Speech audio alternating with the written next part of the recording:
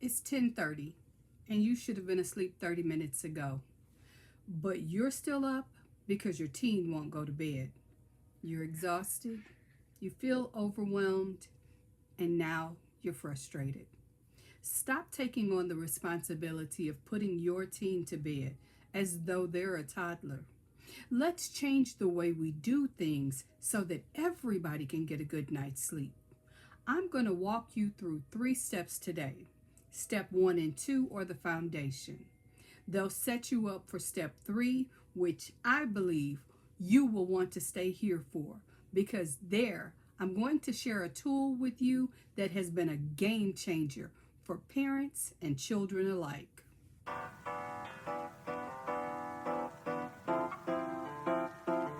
Hi, I'm Michelle, founder of the Clarity Consultant, and I help parents of neurodivergent children build systems that actually work.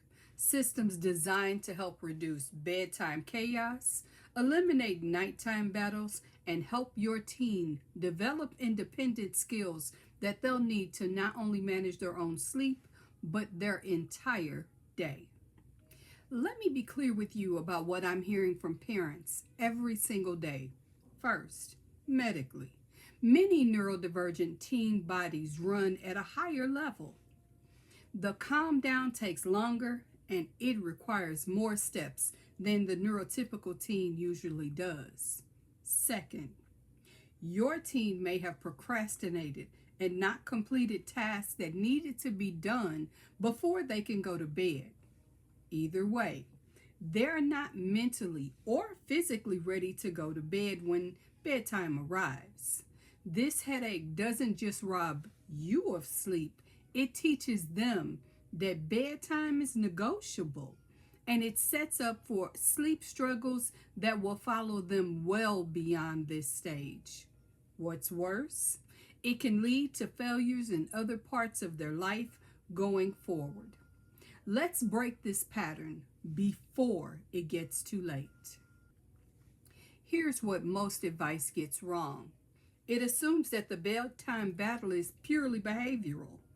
The reality is much more complex.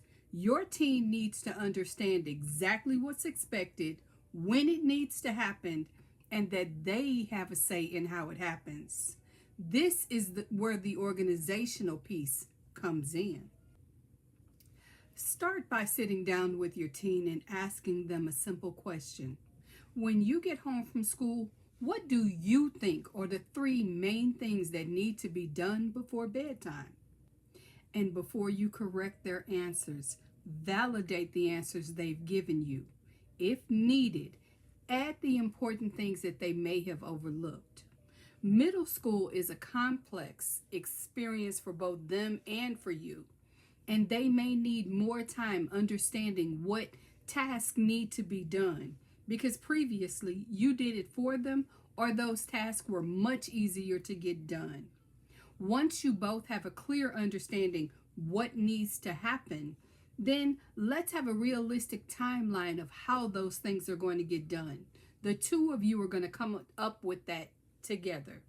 If there's a bedtime routine of shower, brush your teeth, skincare, read a book for 30 minutes before they head to sleep, all of those things need to be documented so that you both agree that these are the things that need to get done. You're not doing the work for them. You're working with them to develop the plan. This allows for a level of autonomy and independence that they have not previously practiced, and you may not have felt safe enough to try, but this is the perfect time to try it. Here's the key. As the school year progresses and this becomes more habitual, you're going to do less. Let's say by week 4 you check in. What do you need, or what do you know you need specifically? When is it due? How do you expect to get it finished, and what is your timeline? Sometimes their timelines may be a little unrealistic and you might need to encourage them to revisit it.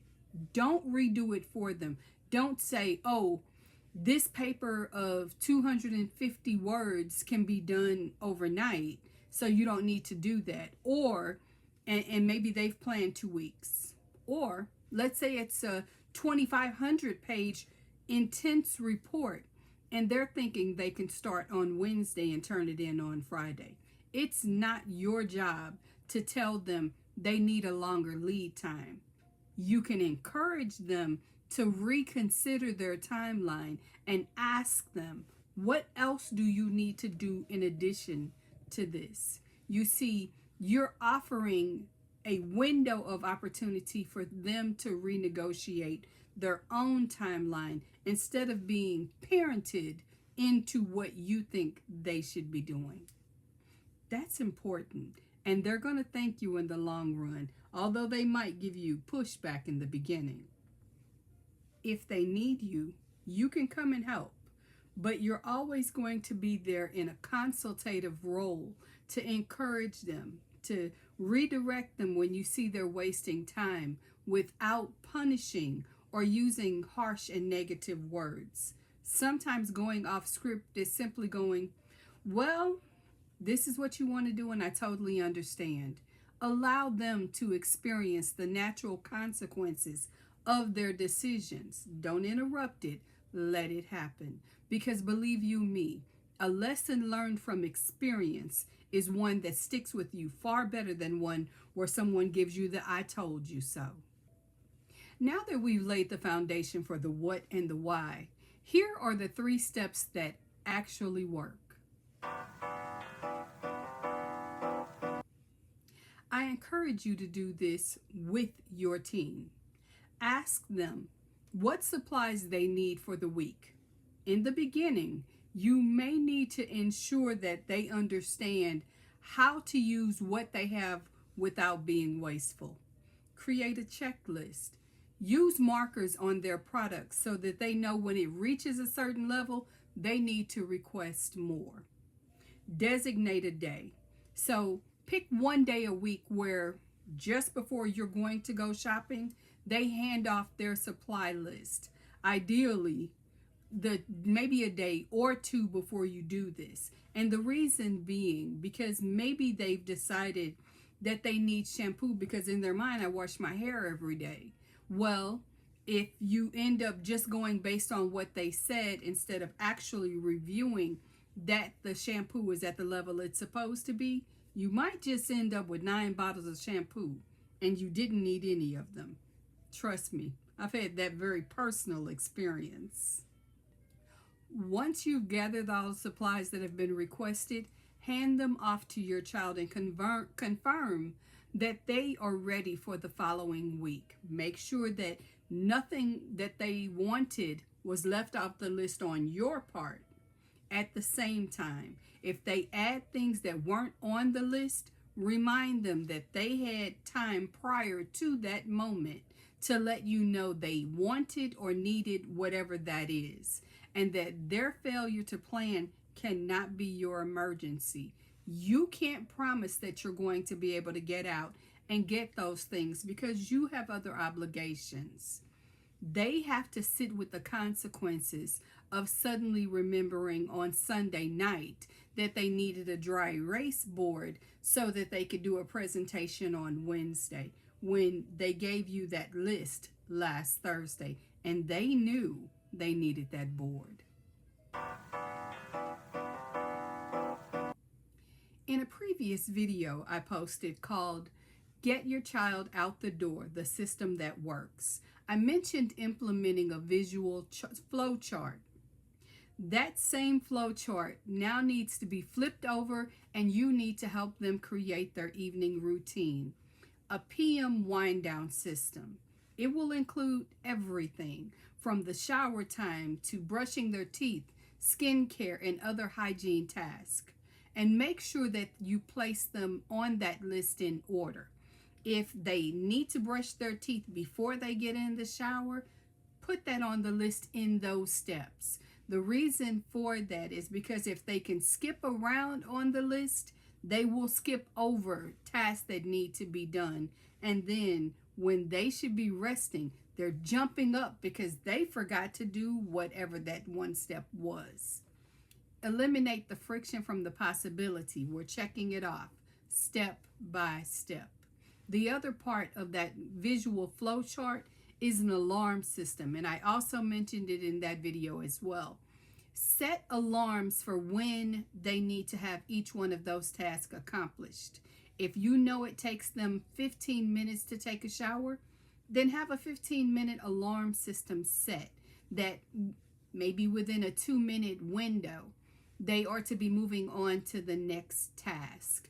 This will keep them on schedule with little to no time wasted. And I'm going to encourage you to make sure you have those same alarms set on your phone. The reason being, if you're hearing one and then another alarm go off, but you're still hearing the shower, that means time is being wasted. It also means you're setting yourself up for a meltdown later. You're going to be up past your bedtime trying to redirect them back to getting into bed themselves. So eliminate the fuss and muss. You both check in with those alarm systems and stay on task.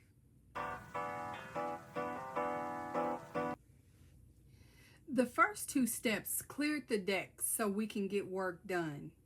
When your teen brings you their weekly supply list, affirmation is essential. Offer specific behavioral praise. Don't just say good job. Try. I noticed you gathered all of your supplies 3 days early. You crossed off each task and you brought me your list without being asked. And here you want to sandwich in an opportunity for growth. Here's where I see we could strengthen this. Maybe set your alarms 5 minutes earlier next week. But this is what you did great, and I'm super proud of you for that. Now, earlier I mentioned I have a gift for both you and your child. I created a guided brain dump PDF for you to aid in your wind down routine. Now, about that brain dump. Start with yourself. Apply it to your routine for a week so you can see how it helps you calm your brain down and allow you to get a more relaxed and eventful, productive sleep. Once you've had a full week of success with the brain dump, this is where I want to have you bring your child in on it. And together you're going to sit side by side. Your child is going to write their brain dump and you're going to write yours. You're going to share yours first. And the reason being, it offers a level of vulnerability. It also shows them exactly how this tool works. By sharing with them some of the concerns and maybe apprehensions you're having about the day, the things that haven't yet let go of your mind, lets them know that this is a safe space to address their feelings, the things that are keeping them up at night. Whether it is, I don't like the way the girl who sits next to me constantly pops gum when the teacher walks out of the room, or I don't like the way I have to sit next to so-and-so on the school bus. I'd rather either sit by myself or sit next to a different person. You see, this is your safe space to open up a dialogue about conversations that they simply may not have felt comfortable sharing with you. Now, with this brain dump, I need to give you a guardrail. If your child's brain dump reveals unusual levels of anxiety, harmful ideation, or serious conflicts, bring this to a professional resource, whether that's the school administrators, maybe it's their doctor or their therapist. But don't just sit with this alone. You see, this is a tool. It is not a therapeutic product. So therefore, when something is bigger than just a conversation, you need to bring in the right resources so that your child feels safe continuing to share information through the brain dump with you. While the brain dump is a solid tool to help with the wind down process, there are plenty of other options available, and I will highly encourage you to avail yourself and your child to more than one. Some of those relaxation techniques have been proven successful for sleep for all types of people, both neurotypical and neurodivergent. Whether you and your child choose sleep stories, therapeutic music, sound baths, this is the perfect time to explore these. But be sure to include your child in the decision-making process.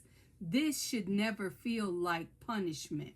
And once they've made a selection of options that they want to try, encourage them to use them steadily for 2 weeks straight.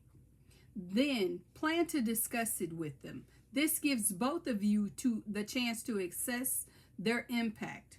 Have your child select why they need this in advance, but keep it consistent for 2 weeks, because this will give them data to help them see, oh, I really don't like the sound of thunder when I'm trying to sleep because it wakes me up. Or I absolutely love having someone read to me overnight and it cuts off too early, so I need to look for a longer playlist. Something of that nature. You see, let them receive that data and share it with you, because who knows? They may knock upon something that might benefit you, and the reverse could be true. You might hear a wonderful sound bath that you think will benefit them. They try it, and it becomes the game changer that allows them to sleep easily through the night. Of course, I will encourage you to do that in concert with using your guided brain dump. I've shared a lot of information with you today, but I want to also offer you a technique that I've used with reasonable success for my sleep and has been very beneficial to my neurodivergent adult now.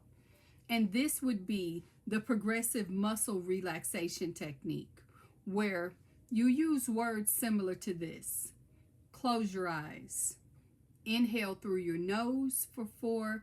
Exhale through your mouth for 4. Now we are literally going to say goodnight to each part of our body, starting with our feet. I want you to curl your toes and crunch those muscles super, super tight as you inhale for 4, and then hold it for 4. Now, as you exhale for 4, you're going to release those muscles and out loud say, good night, feet. Next, we're going to move to our calves. We're going to do the same process where we're going to tighten our muscles as tight as we can stand it. Inhale for 4, hold for 4, and as you release that air slowly and gently through your mouth, you're going to release your calf muscles and say goodnight, calves. We'll do the same all the way up our body until we get to our face, where we will tighten our face, scrunching our eyes, and holding steady while we hold our breath for a count of 4. When we release, we don't open our eyes. Instead, we say out loud, good night, me. And maybe you want to add positive words like, I love you, to yourself, because you need to remind you that you love you. Have your child do it. Yes, in the beginning, they may say it sounds silly, but the truth of it is, all too often we have consciously and unconsciously taught our children to say negative things to themselves. It's an unconscious script that's going on in the back of their head. Not only are we reframing the bedtime routine, we're also going to be reframing the conversation that they hear in their head. Give it a chance. Try it with them. And, of course, try it for yourself. When you've done that for about 2 weeks, come back to this video and leave me comments in my comment section. I want to hear how it's going. As I've said, there are lots of resources available to help you with activities and techniques to help both you and your child get some very necessary sleep. But if you've tried many of these steps and you're still not finding the success you're looking for, this is the perfect time to talk to your therapist or your doctor about other opportunities for intervention, be they medicinal or homeopathic. Don't just sit with the fact that your child is not sleeping, because it ultimately is impacting whether or not you get some sleep. And on that note, I want you to be able to get some solid sleep tonight. So don't forget to grab your copy of The Brain Dump in the description box below. And if you're looking for strategic one-to-one conversations on how to improve systems for your child, by all means, grab your free copy of the the Transition Clarity Audit. Yes, I need sleep too, as you can clearly see. It's linked in the description box below. Make sure that you subscribe to this channel, because I'm going to be sharing all kinds of information related to transition opportunities for you and your child. And until I see you again, have some fun today. Thanks for watching. Bye-bye.